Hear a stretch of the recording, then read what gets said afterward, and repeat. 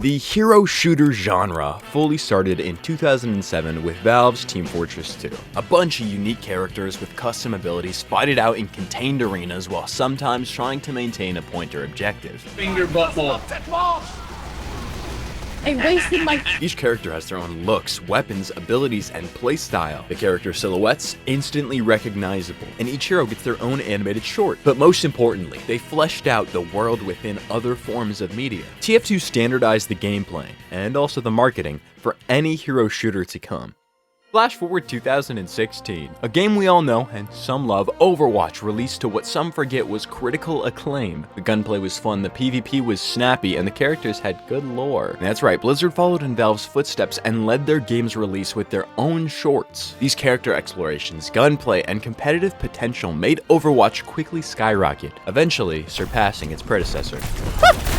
And the game stayed like that for a long time. While Overwatch updated, we saw more bits and pieces of the story. Canon and non-canon PvE events were the first look into something that could take place in-game, in lore. The Junkenstein's Revenge game mode shows us that PvE could work in the Overwatch universe, and with it, fans just asked for more. They continued adding these modes and new heroes were added as time passed, with many getting their own shorts, comics, or other extensions to the lore. But then, Grandmaster Jeff had a brilliant idea. We take these characters that people love so much, bring over the PvP mode, introduce a new story-based PvE mode with talent trees and long-term progression. We'll have hundreds of separate hero missions disconnected from the main campaign, adaptable hero trees, and even customizable abilities. And call it Overwatch 2. We're going to redefine what a sequel means. And while we're doing all of this, let's stop developing Overwatch 1! Side note, Concord was only just beginning development at this point. That thing had no chance. They promised that Overwatch 2, along with the brand new playable mode, would ship with new graphics, overhauled character designs, new character shorts, and most importantly, all Overwatch 1 content and cosmetics would be converted over to the new game. Truly nothing could ever go wrong. Spoiler: everything goes wrong. April 2021, Jeff Kaplan leaves Blizzard Entertainment. October 2022, Overwatch 2 releases. Not only is the game free to play, slightly robbing all the original owners of Overwatch 1, but where's PvE? It's not here. And that's when we learned that the PvE would be getting delayed, meaning that the entire selling point of the sequel was not in the sequel. Whatever, as long as we're eventually getting. May 2023, the decision was made to shift resources away from the ambitious permanent cooperative mode to focus on the live service PvP game. What? This is the part where I ask you to subscribe. I didn't have a good segue. To go back to the initial launch of Overwatch 2, it stayed pretty much the same as Overwatch 1 except for looks and some minor details. They downscaled from 6v6 to 5v5. They removed loot boxes, and Blizzard added a couple new heroes. That's pretty much how Overwatch 2 launched.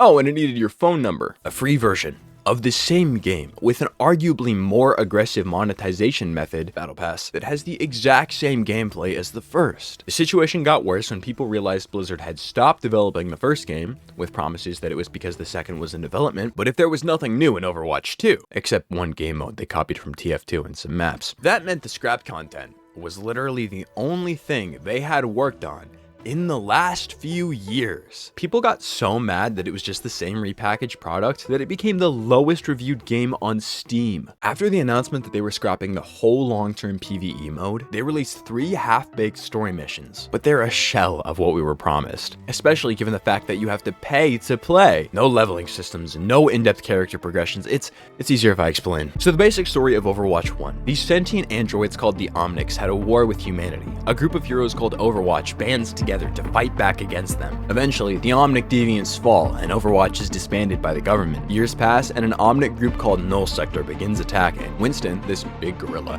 pulls everybody together for a battle with Null Sector. Overwatch 2 starts with all the heroes coming together to defeat a Titan robot, which leads into Mission 1. Of 3, by the way. There's only 3 campaign missions. I'll get into it.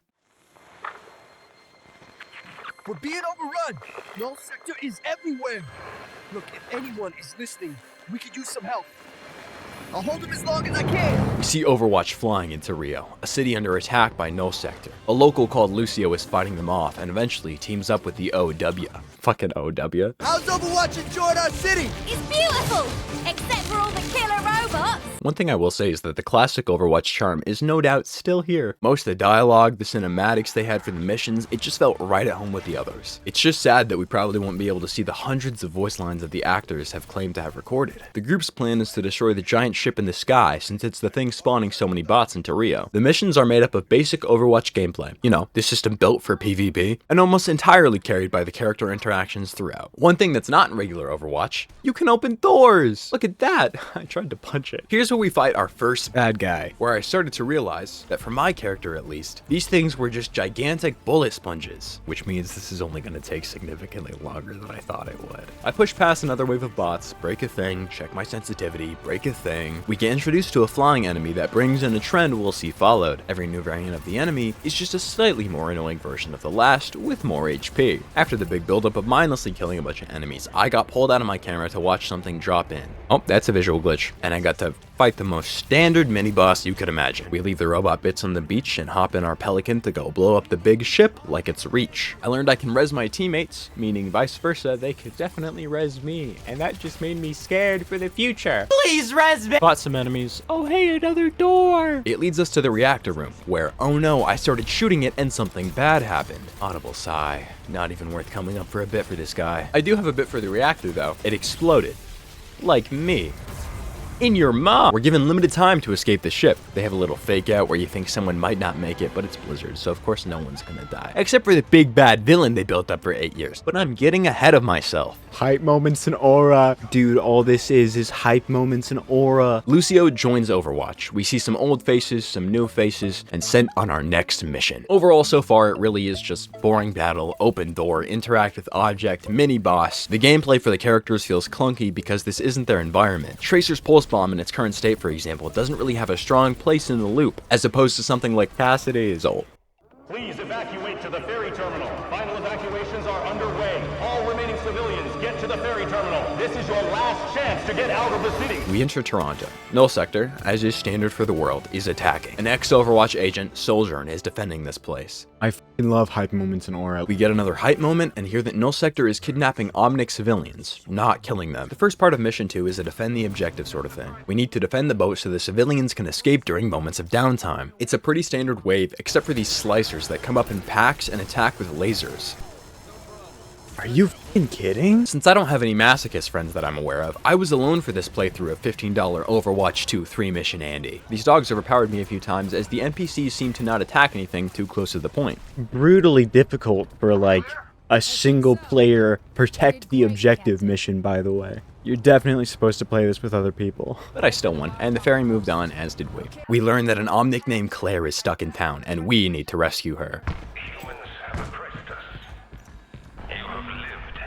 This is just Titanfall. Another mini-boss, which sadly I don't have a lot to say about either. She pulls you in and does damage, but none of these foes are really unique enough in-game to make them stand apart from regular enemies besides their big health bars. You know the drill by now. Kill a swarm of bad guys, open door, next objective. What the fuck? Claire wants to escape the city underground using a tram system.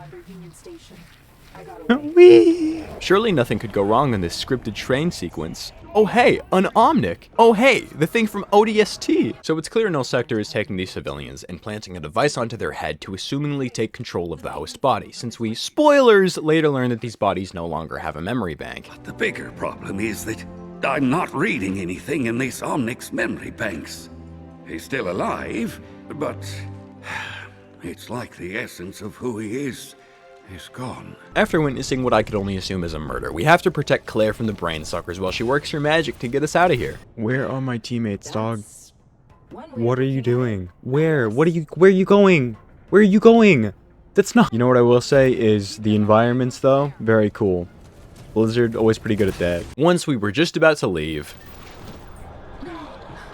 Oh. We're too late. And maybe one is still alive. Oh no, that's just Reggie. We end up having to hold out in Union Station while protecting Claire and Reggie from the brain suckers. This is where I learned something that made me so negative about this game that looking back to write this script, I have had to embellish my enjoyment. What?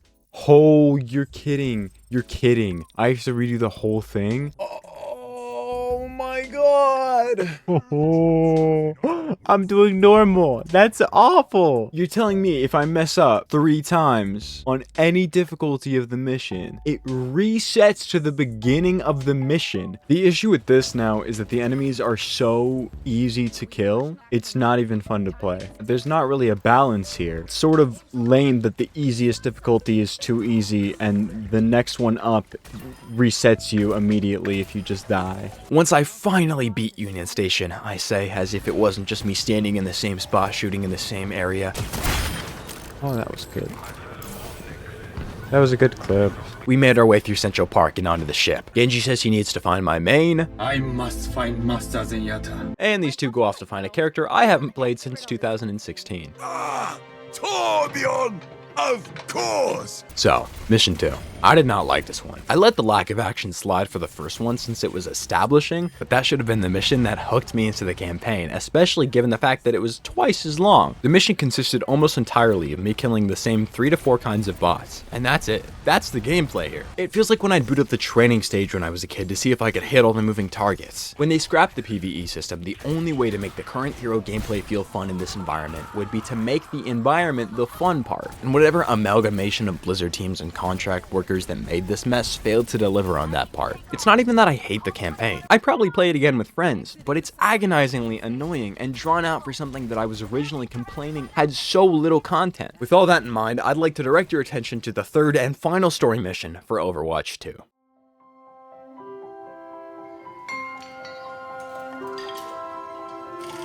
Torbjorn works to remove the device from the Omnic's head. Bastion emerges from the corner as an ally Torb had been working on in his spare time. Reinhardt fails to understand that he's a good robot now, given that a bunch of robots like him killed his friends, but they can't dwell too long on that, because Null Sector attacks Ironclad. The mission follows as we bring charges to Torbjorn's giant mega turrets. Playing as him, you can mostly sit around using his small turret for defense. Once you load a charge into the first mega turret, it shoots the ship above. Loading a charge into the second mega turret shoots another rocket into the ship, forcing it to flee as a Titan from Overwatch 2 cinematic bursts out of the water, or should I say, materializes right in my line of sight. The Titan attacks as you move along to the next objective, but he never really does too much damage. Keep in mind though, I am now on normal difficulty after the incident. Deploying the third mega turret, it shoots into the Titan, which decides to...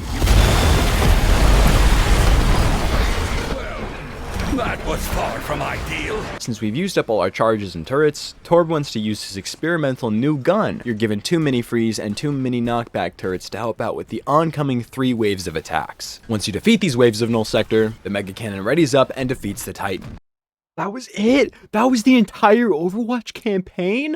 Oh my god. We found him.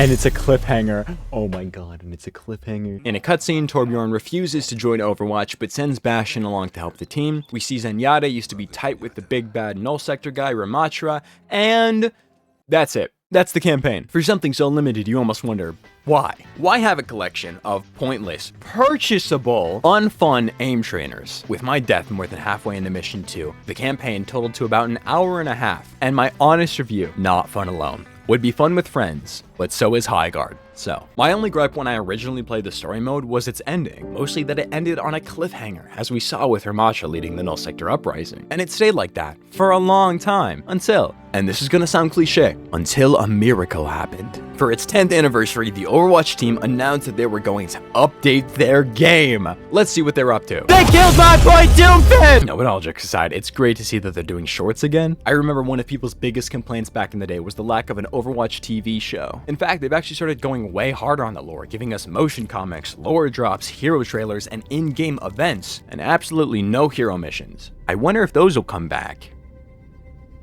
They won't. Figured you guys might want to break from the video. Let's see what we get. Come on. Rare. Oh, we got the Charleston. Blizzard announced that 2026 is a new era for the game. Reign of Talon. They're resetting to Season 1 to tell a brand new story. And once that ends in the following year, they'll reset again. And again. It's definitely a better business model than what they were doing, but disregarding that, it's definitely better for the player. Overwatch will hopefully, finally, stop being unlimited lore, but no lore. Instead of 3 heroes over the year, we'll be getting 10, with 5 dropping like 2 days ago as of this video. And I gotta say, all of these look like great additions to the roster. The standouts for me are Mizuki as a new offensive healer, and of course... The cat. We got the jetpack cat! Not to mention, Blizzard is actually redesigning one of these characters due to player feedback. And if you don't believe me about the state of Overwatch, I asked a professional. I think Overwatch is starting to get better, and I believe fully that they are going to keep improving. And they have started by changing Unrun's face model because of all of the players requesting. I am Overwatch player Finstifer, and I approve of this message. Finstifer's a lot. I know you guys might need another break. You know, I would understand. Personally.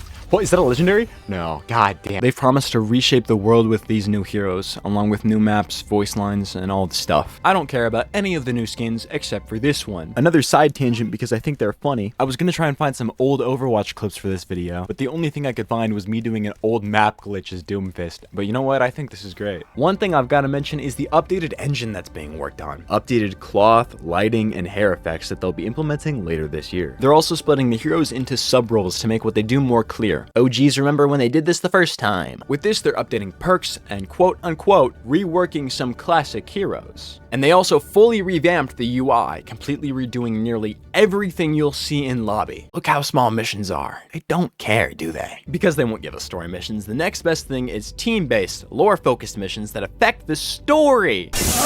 With the winning faction each week getting the best rewards. Oh wow, that is just the Marvel Rivals lobby screen, isn't it? Segway! Marvel Rivals, and Deadlock to an extent, have got to be one of the biggest reasons Overwatch decided to lock in this year. I've never seen anybody play Black Widow competent with her. There was one girl that played Black Widow that I know that. In this one little thing that I heard about. So you guys hear about the Kingsman situation? I just hopped on Rivals for the first time the other day, and I gotta say, it is noticeably more polished and put together than Overwatch. I played them back to back and had this to say. Having just played the entire Overwatch campaign, honestly hopping on Overwatch feels so much better. The gameplay, the movement, just makes it a much more enjoyable experience. Rivals did to Overwatch what Overwatch did to TF2. Take the formula, improve and alter, you have a game. Yep, I just claimed the point because of that. Awesome shit. Spider-Man! Spider-Man! Many characters have their own doppelgangers as well. Squirrel Girl is just Junkrat, Hulk is Diva, Iron Man is Farah, but they've got totally unique characters like Deadpool, who can switch between the three classes, and his abilities change based on that. I've gotta mention that Rivals has a much better matchmaking system. All our team except for one guy did really good that round. Fleece Johnson. Look at this one guy. What's his name? I said I knew him by name. Fleece Johnson. I've sat in Overwatch queues for long enough to make a sandwich, but Rivals pulls me in before I have a chance to click undo. Hold on, wait, and I already queued. I've made a sandwich in Overwatch queue before. That's real. I'll show you the recordings.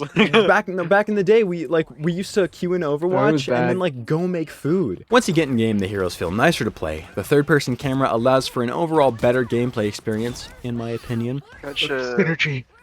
Synergy! And one of the best introduction Marvel Rivals brought, team-ups. With team-ups, if certain character combinations are chosen, each character gains a buff from that. For example, when Ultron, Iron Man, and Squirrel Girl are all on the same team, Squirrel Girl gets a homing acorn, and Ultron's attack is upgraded. Oh, I think somebody's hacking.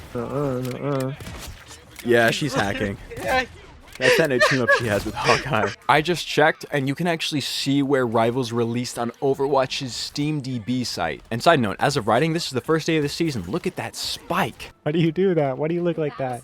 Stop doing that. Stop doing that. This isn't real, Constantly. We're in an 8-bit realm. We're in a video game. People are controlling us, and we're in a hero ship. I'm the Heal me, you fat fucking shark! Did I mention a good amount of the map is destructible, so movement is significantly less awkward, the game feels more alive, and it allows for more unique scenarios like a giant statue falling on the point? Yo. Alright. 10-minute drop. We'll be in and out. 10-minute adventure. Drop. No, you're crazy, Harley. I didn't even hit you once, and you can throw your ult at me. Now I'm going to kill you. I'm just kidding. No, you son of a bitch. I hate you. I hate you. I'm getting clipped right now. No. You are getting clipped. You mother, I'm back. I'm here for revenge. Can't do it. I'm going to take that footage. I'm going to kill you. I will kill you. Oh. I need to stop him. Squirrel Girl is a monster. I found you. Oh shit. Oh shit. I got you! God damn it. Overall, the experience is better. Marvel Rivals, in its current state, is way more fun than Overwatch. But I think that's a good thing. Pain Brothers, tell me, how did you meet? What'd you say, little Pain Brothers, lady? tell me, how did you meet? We're brothers. Oh shit, that makes sense. Okay, let's go. Competition is the only thing that is currently bringing Overwatch back from the dead. Even back in the day with Paladins. Does anyone still play that game? Competition made Blizzard and the Overwatch team focus harder on the quality of their game. Many other quote-unquote hero shooters have emerged since the release of Overwatch as well. A bunch that break the TF2 mold, like Valorant, which takes more after CS2. Apex Legends, a battle royale in the Titanfall universe. Concord, RIP. Highguard, Audible Scoff. And of course, coming from the MOBA genre, Deadlock. I can't say too much about this one since I don't have the playtime to form a solid opinion on the alpha that's there, but recently the player counts have been skyrocketing, breaking record after record. Keep in mind, you can only download Deadlock if your friends give you an invite. The game is in public testing. I've heard things from other creators and friends that almost convince me. When Deadlock releases its 1.0 patch, Overwatch might have something a bit bigger to deal with. Deadlock.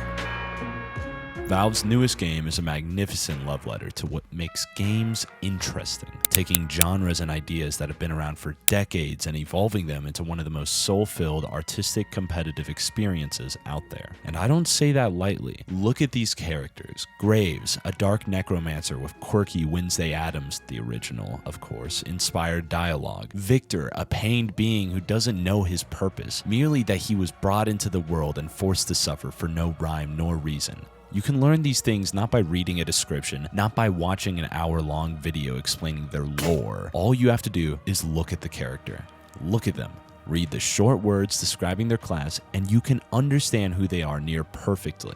Deadlock is a sign of something new to come. Unique ideas, unique world building, and unique art being put together to create a game. An art form that all the lifeless live service games coming out each year have been unable to find. Mark my words. Deadlock is a sign of shifting tides. It's the rain on a field. It's the initiator that is going to push the sphere that is gaming and take over the MOBA/hero shooter genre and push other games up with it. Jumping in here, I can't leave out the Imagine Dragons 5v5 Dan Reynolds MOBA hero shooter that they just announced. What? With all that said, Overwatch seems to be shaping up into a game people can be proud to play again, even if they make some mistakes. So moving forward, we're dropping the 2 and continuing simply as Overwatch. Huh. All my GIFs are outdated.